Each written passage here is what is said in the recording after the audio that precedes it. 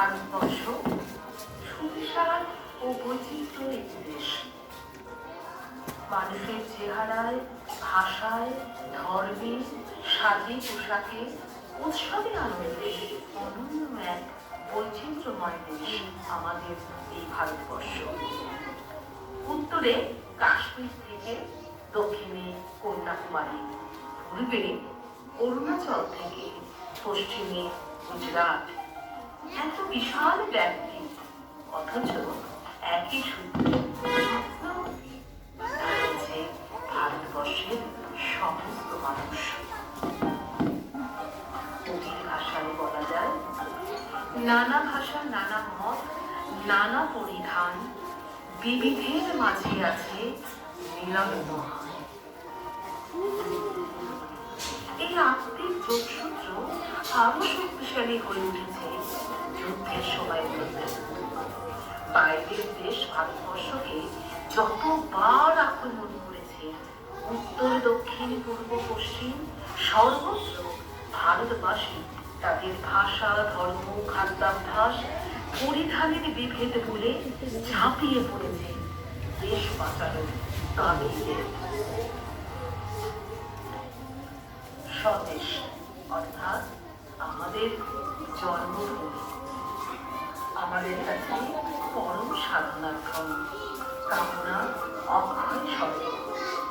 স্বদেশের মানুষের কাছে তার রূপ, প্রকৃতি, তার পশু পাখি, এমনকি তার প্রকৃতির ধূলিকণা ভীষণ ভীষণ প্রিয়, পরম পবিত্র।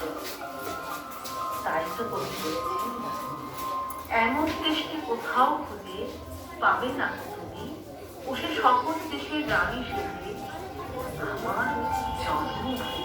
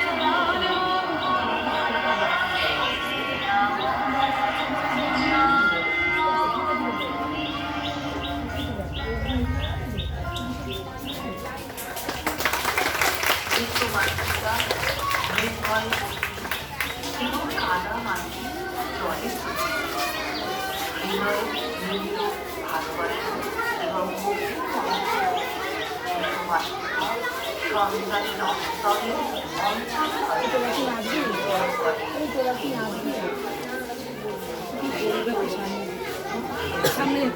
আঘাতে আঘাতে জর্জরিত হওয়ার পরাধীনতার মোকাবিলায় পরবর্তী অপক্ষে ভূমিকা বিদেশি শক্তি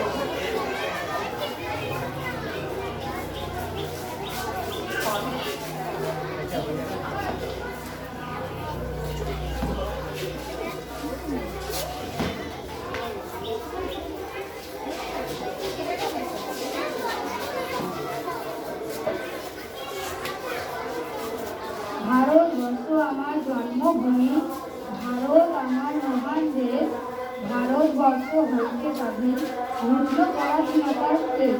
অগ্নিশিশু সুভাষ চন্দ্র বোস নেতাজি নামে খ্যাত যিনি আজাদ বাহিনী গঠন করে ভারত সৌর্য দেখান তিনি।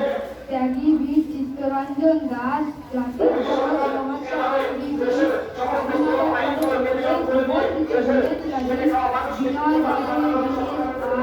স্বাধীনতা সংগ্রামে করিলাম ফাঁসির মঞ্চে গেলে দেশের স্বাধীনতার জয়গান।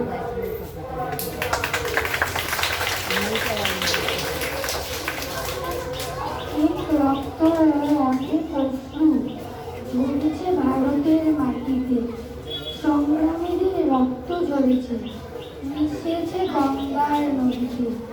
ভারতবর্ষ হয়েছে স্বাধীন, আমরা তো নই পরাধীন। স্মরণ করি আজকে তাদের, শোধ করতে সেই রক্তের ঋণ। ভারত আমার স্বর্গভূমি, ভারত আমার দেশ মহান। সোনার ভারত গড়তে হবে, রাখতে হবে দেশের মান।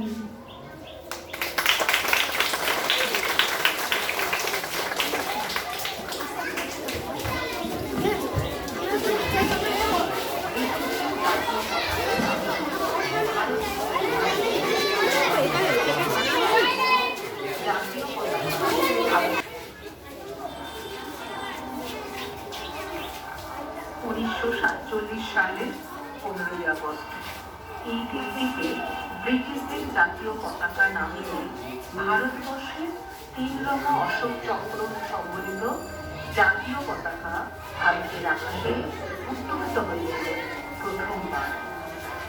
শত শত মহান দেশপ্রেমিক বিপ্লবীদের দীর্ঘদিনের লড়াই, আন্দোলন, বিদ্রোহ, ত্যাগ ও প্রাণীর অত্যাচারিত ব্রিটিশ রাজশক্তির শাসন থেকে মুক্তি লাভ করে আমাদের প্রিয় স্বদেশ ভারতবর্ষ।